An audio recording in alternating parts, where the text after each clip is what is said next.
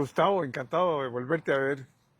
Jorge, para mí, Estabas estudiando y sacando más un doctorado, una maestría, un doctorado, así es, un ya un doctorado doctorado ya. en España para hacer algo lo que siempre había querido, que era eh, desarrollar una parte de la teoría que me parece que hacía falta. Es un tema personal de que siempre me ha interesado muchísimo el por qué, inicialmente fue eso, por qué la gente cree en política, en lo que cree. Y me di cuenta que la gente cree por muchísimas razones, muchísimas, casi que te podría decir que inmedibles, porque cambian constantemente las razones por las cuales la gente cree en política. Y entonces la tesis doctoral es una propuesta teórica del concepto de qué es creer más bien. Ya no por qué la gente cree, sino qué es lo que se considera que es ¿Y creer. por qué cada vez baja más la participación? Porque la credibilidad precisamente Se ha caído. en el sistema político ha caído. La credibilidad está muy amarrada. De hecho, tengo ya un modelo desarrollado que es parte de la tesis doctoral. Voy a hacerlo público por Sí, primera sí. vez. La tesis doctoral desarrolla cuáles son los factores por los cuales la gente cree. Hay tres fundamentales. El principal de todos es la veracidad, es la constatación de hechos. La gente cree porque tiene pruebas de que algo existe o no existe, o se da o no se da. Entonces, yo sé que esto podría resultar una verdad de perogrullo, pero nunca antes se ha medido, al menos no acá en Costa Rica, y ya hay un estudio que así lo valida, y la gente entonces deja de creer en la democracia, por ejemplo, o en los partidos políticos porque tiene evidencia, tiene pruebas de que el asunto no funciona como ellos consideran que debería funcionar. Entonces es cuando uno se da cuenta que, y en Costa Rica esto es cada vez más patente, las comunidades y las personas que viven fuera de la aglomeración metropolitana especialmente, no únicamente, pero fuera de la aglomeración metropolitana, creen cada vez menos en la democracia. Ya nos lo ha venido diciendo mediciones como Idea Internacional o como The Economist o como las mediciones que ha hecho, por ejemplo, el Latinobarómetro, en donde cada vez más hay costarricenses que dicen que no les importaría vivir en una dictadura siempre y cuando vean cumplidas las expectativas de llenar sus necesidades. Entonces, claro, Peligroso eso, ¿eh? eso es muy peligroso porque la gente lo que está pidiendo es pruebas de que la democracia sirve, pruebas de que es como la democracia funciona, de que yo tenga salud, tenga empleo, tenga educación, tenga transporte público de calidad, tenga posibilidades de ver crecer a mi familia. Y que lo Y no, estarán midiendo contra China y contra otros lo están países. midiendo, estas mediciones internacionales nos están midiendo en Costa Rica con respecto a otras, ¿verdad? Porque no solamente es Costa Rica, están midiéndolo a nivel internacional. Levantan la alerta en Costa Rica porque lo que creíamos, lo que dábamos por seguro, porque de que estábamos viendo una democracia muy sólida, pues no necesariamente, no es así. Y entonces se empieza a hablar a nivel internacional de lo que llaman el retroceso democrático. Y este retroceso democrático tiene que ver con que hay cada vez más países en donde su población se está dirigiendo hacia prácticas no democráticas con respecto a cómo estábamos en los últimos 50 años. Hace 50 años había más democracias en crecimiento y la gente estaba apostando más por la democracia, creía más en la democracia. Hoy en día lo que estamos viendo es todo lo contrario. Estamos viendo cómo eso se retrocede y cómo en países como Brasil, Ecuador, el mismo Estados Unidos, El Salvador, Guatemala, Argentina, tienen derivas autocráticas, tienen derivas que están antes de llegar a las dictaduras, que están en la gente que dice no me importa vivir en una dictadura, preferiría cualquier otro sistema y no la democracia. Eso es una... Pero ¿qué será que la democracia, como la nuestra, que es una democracia, estos balances, digamos, esa ingobernabilidad, está causando todo este tipo de sentimientos, ¿verdad? Sí, lo primero que se cae, Porque los gobiernos locales no ejecutan muchas cosas, ¿verdad? sí, lo que pasa es que Aunque es el primer contacto, ¿verdad? la gente tiende a creer que hay más capacidades en el gobierno de las que realmente existen en una democracia. En una democracia nos hemos cuidado mucho de que quien llegue al poder no tenga Todas toda la concentración del poder, porque eso sería una dictadura, ¿verdad? Entonces, la democracia, hay que acordarse, surge, especialmente con todos los procesos desde 1700, finales de 1700 para acá, surgen como el modelo para combatir a las monarquías. En realidad, no necesariamente las dictaduras, pero las monarquías, y por eso hay monarquías constitucionales como la inglesa, como monarquías como las que se dan en otros países, incluso en Canadá, que es, ¿verdad? Es parte del welfare de Inglaterra, pero hay que recordar que entonces la población le da mucho poder o cree que los presidentes, los mandatarios o mandatarias tienen mucho poder y les gustaría que las cosas funcionaran más rápidamente, con mayor contundencia. Y eso en democracia es imposible, porque existen los contrapesos. El presidente no puede llegar y decir, asfáltese toda la costanera sur de una vez y por todas, porque no funciona así. Tiene que pasar para ver si por ahí no hay un chorizo que el presidente esté haciendo, tiene que pasar por ahí para ver si no hay empresas constructoras con casos de corrupción, ¿verdad? Entonces para eso existe la Contraloría, existe la Asamblea Legislativa para autorizar préstamos o no para crear estas infraestructuras. ¿Por qué? Porque la Asamblea Legislativa es la que vigila que los dineros se vayan para eso y no se vayan para otros lados, para que no haya campaña política con eso, etcétera, etcétera. Entonces, todos estos contrapesos, la gente ha entendido o ha querido entender de que es una molestia para los gobernantes. Pero claro, parece el gobernante de turno, ¿verdad? Pero cuando llega, y entonces la gente dice, no, a este presidente que dale más poder. Pero no piensan que cuando llega otro gobernante que no les caiga tan bien, también va a tener semejante cantidad de poder. Entonces, esto es bastante complicado por ese lado.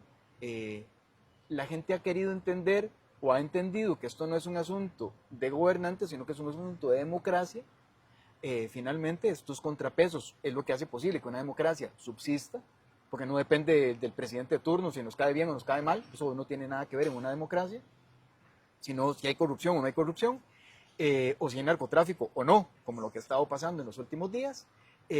Pero además, aquí hay que acordarnos, Jorge, que pasa, y esto yo lo insisto constantemente, pasa por el modelo de partidos políticos. Yo sé que a la gente le cae mal el sistema de partidos políticos, creen que los partidos políticos no sirven, pero el partido político es la primera salvaguarda que tenemos para que no haya corrupción, que no haya narcotráfico, que no haya malgasto de los fondos públicos, porque los partidos tienen que cuidar, tienen que formar cuadros dirigentes. Antes los partidos políticos no permitían que nadie llegara al poder simplemente porque venía del extranjero, o porque era una muy buena periodista, o porque era muy buen futbolista, o porque era muy buen politólogo o economista. No, no. Los partidos políticos formaban a la gente. Claro, había un centro de estudios Había centros de estudios, los dos partidos y políticos los dos partidos principales. más importantes Exacto. traían a gente muy No garantiza calificada. No garantiza que vayan a ser excelentes, no, pero garantiza por lo menos de que haya un mínimo de formación, de que cuando llegan sepan hacer un proyecto de ley, sepan hacer un decreto, sepan cómo funciona el Estado costarricense, etcétera, etcétera. Eso es lo primero, formar cuadros.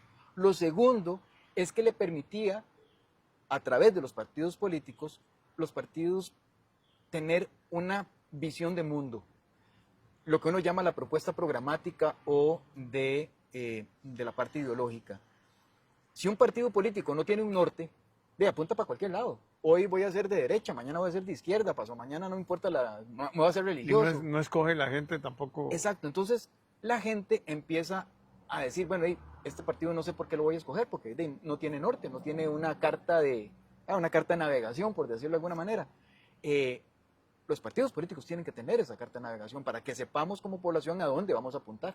Pero aquí con 40 y pico partidos, eso es ¿cuál carta de navegación? Bueno, ese es un problema. Y además que el que no se sabe cuál es el pensamiento real, ¿verdad? Digamos, aún de los partidos tradicionales, ¿verdad? Aún de los partidos se desdibujaron completamente. Ahora no sabe uno si está de acuerdo con... Y la gente, el tercer factor, bueno, está la formación de cuadros dirigentes, está la propuesta programática o ideológica, y el tercer factor tiene que ver con que los partidos políticos antes estaban metidos en todo. A la gente le cae mal eso, yo sé, pero es que es necesario, Jorge. O sea, pongámonos a pensar, un partido que sabe está con los empresarios, un partido político que además está con Con los los movimientos sindicatos, con sociales, movimientos solidarios, con el movimiento solidarista, con las con cooperativas, las cooperativas. sabe lo que está pasando en el país, porque tiene gente que son de esos sectores y pueden ir a hablar a su propio partido de qué es lo que está sucediendo. No tienen que ir a consultar, no tienen que ir a hacer mesas de negociación. Pasa esto Ni normalmente. encuestas. Exactamente. Entonces, la gente satanizó que alguien estuviera en el sector empresarial y formara parte de un partido, que estuviera en el sector sindical y estuviera... Es que es necesario que sea así. Las democracias más amplias en todo el mundo, en Noruega, en Suecia, en Suiza, en todos los partidos de los países en los que nosotros ponemos como ejemplo de democracia. democracias, funcionan de esa manera. Tienen gente metida en todo lado, hasta en los colegios públicos y privados, hasta en las universidades y demás, porque ahí es donde se nutre de saber qué es lo que está pensando la gente. Pero claro, ahora tenemos 46 partidos políticos en proceso de inscripción o inscritos para las próximas elecciones, porque nadie sabe de dónde vienen, nadie sabe Ni para dónde van. para dónde van, qué piensan, quiénes son las candidaturas. Y cuáles son los centros de estudio, cuál es el análisis, cuál es la profundidad. Claro, Ahora se maneja hay un librito ahí de hacen los programas de gobierno como si hicieran como si fuera los meten un ahí panfletico ahí, nada exacto, más. lo meten en una inteligencia artificial, redactan y chao, y con eso ya cumplieron el requisito, pero no es realmente un programa que realmente esté pensado para el país. Y además, acordate que antes en Costa Rica las discusiones eran si el presidente que iba a estar en el gobierno tenía o no tenía equipo. Y era muy importante saber quién iba a ir en economía, quién iba a ir en salud, quién iba a ir en educación. Ahora, Ahí no sabe nada. nadie sabe. Además los mueven como mover. Este gobierno, para no hablar de ningún otro que haya estado antes, Carlos Alvarado tenía 42 personas que salieron del gobierno, hubo movimientos de 42 personas. En este gobierno llevamos más de 50, si contamos, más de 55, si contamos solamente presidencias ejecutivas, ministerios y viceministerios. El gobierno que había tenido hasta ese momento más salidas había sido el de Oscar Arias con 20 y pico. ¿Qué pasa? Que cuando hay tantos movimientos Dije, en gobierno, ¿para dónde va? ¿para dónde vas? O sea, como sector privado, yo quiero invertir en tal cosa. Ya tengo que decir, ya no sé si voy a invertir o no, porque ya no sé si el ministro que viene o ministra que viene va para ese lado o no, porque cambian las cosas de un día para otro, y además la curva de aprendizaje, mientras el ministro o ministra toma posición y tal, atrasa la toma de decisiones, ya no sé cómo van las inversiones. Al sector empresarial, cuando se le pregunta si va a crear más empleo o no va a crear más empleo, con 50 movimientos en gobierno. ¿Quién? ¿Con quién hablo? ¿Quién es el encargado de la parte, claro, digamos, entonces los empresarios han dicho, no, voy a quedarme con la misma planilla. Y no crece el empleo. ¿Por qué? Porque no sé quién va a llegar a gobierno y si lo que va a hacer es bueno o no es bueno para mis inversiones y demás. Esto es muy grave porque entonces así... Unos creen que hay que explorar, digamos, Claro. La parte minera. Que Cruzitas necesita hacer una alianza público-privada o traer no sé, y si Recope es igual, y todas las instituciones del ICE, Sí. 5G. Sí, Pero ¿a qué te atenés? ¿a qué atenerse? ¿Cuál Claro. es la junta directiva? ¿Cuál es el planeamiento de largo plazo? ¿Cuál es? En Es, cambio, países que tienen una visión de 20 años. Eso se perdió en Costa Rica. Y eso se está perdiendo en el mundo. Y están quedando los ganadores ahora, que son los... Sí. Y no son regímenes democráticos, ¿verdad? No, Curiosamente, ¿verdad? No, encontraron en Pero el son populismo... tecnócratas que piensan, además que tienen una dirección clarísima, ¿verdad? Sí, que es acabar con la democracia, atacar a los sistemas de control político, medios de comunicación, contralorías, asambleas legislativas, poder judicial. Esto no solamente pasa en Costa Rica, está pasando en todo el mundo. Yo sé que mucha gente puede decir que uno lo ve como mal de muchos, consuelo de tontos, pero lo grave de todo esto, Jorge, es que al final se convierte en un círculo vicioso. El gobierno que queda no queda porque tenga cuadros políticos formados, no queda porque tenga una carta ideológica, no queda porque tenga vínculo con nadie realmente en términos amplios. Pero hace un concurso Bueno, Contratan una firma. para que contrata haga- una firma para que contrate, para que ponga a las personas que los van a O representar, si tengo que escoger, escojo amigos, que es peor todavía, ¿verdad? que es peor, ¿verdad? Eso es peor. O financistas, O financistas, que lo que le ¿verdad? debo son favores. Sí. Entonces es muy fregado porque entonces se convierte en un círculo vicioso. Como los gobiernos anteriores no funcionaban según yo, entonces le voy a dar el poder a algo que sea completamente diferente, completamente disruptivo. Pero como se lo doy a algo completamente diferente, algo disruptivo, no funciona. Entonces digo que el problema es de la democracia. Y entonces vuelvo a escoger otra vez a alguien que no funciona. Y otra vez digo que la democracia no funciona. Entonces todo el mundo va, démosle más poder al presidente, démosle más poder al presidente, démosle más poder al presidente, y terminamos como Nicaragua, en donde Nicaragua o Venezuela, hace 20 años, esto lo podemos ver en la historia de los dos países, es exactamente el mismo proceso. Los sectores empresariales empezaron a confiar en que, claro, este tipo, mira, saca los negocios como uno quiere y está moviendo el país y tal, aunque no tenga proyecto político y no tiene a nadie formado, pero ahí va. En los dos sectores, tanto en Nicaragua como en Venezuela, los primeros en caer en la trampa fueron los sectores empresariales. Y le dieron poder, y le dieron financiamiento, y se hicieron acompañar. ¿Sí? En un momento al que lo ayudaron para que llegara al poder, les dice, bueno, chiquillos, hasta aquí llegó Se el acabó. asunto, se acabó, ahora Se sí. acabó la fiesta, ahora Se sí. acabó la fiesta, soy yo el que dice que se hace. Y entonces ahorca a los sectores empresariales, como en Venezuela, y entonces Chávez dice, esa empresa se privatiza, aquella otra se Nacionaliza. nacionaliza. Aquella otra, vamos a quitarle la empresa, no está funcionando, y puro populismo, empiezan a mover todas las empresas, se las empiezan a quitar al sector privado, A desmantelar todo el a sector desmantelar productivo. todo el sector productivo, para dejárselo a quién, a los amigas y amigos de quien esté en el poder. Y lo mismo pasó en Nicaragua, lo mismo pasó en Venezuela. Entonces, eso es muy fregado que nos esté pasando a nosotros, porque yo sé que el populismo es muy tentador, pero el populismo es la antesala de cualquier sector déspota, de cualquier sector de estos que Y tengan la corrupción. además de la corrupción.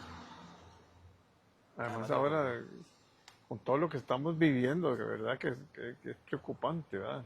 La parte ética es lo más importante. Sí, Y ya no es, cada vez la gente dice, sí, sí, te brincas das una vuelta donde no tenés que dar, ¿qué? Porque no hay sí, tráficos. sí. Y entonces vienen los accidentes o corres a una velocidad que no está permitida Ujú, porque no hay cámaras. sí. O si ponen cámaras, entonces dicen que, ay, qué barbaridad, que pusieron unas cámaras Sí. para... En eso es muy fregado porque, bueno, vos sabes, mi campo por excelencia ha sido la comunicación política, y hay un fenómeno que en los Estados Unidos y en Europa se le ha llamado el whataboutism. ¿Qué pasa así? ¿Verdad?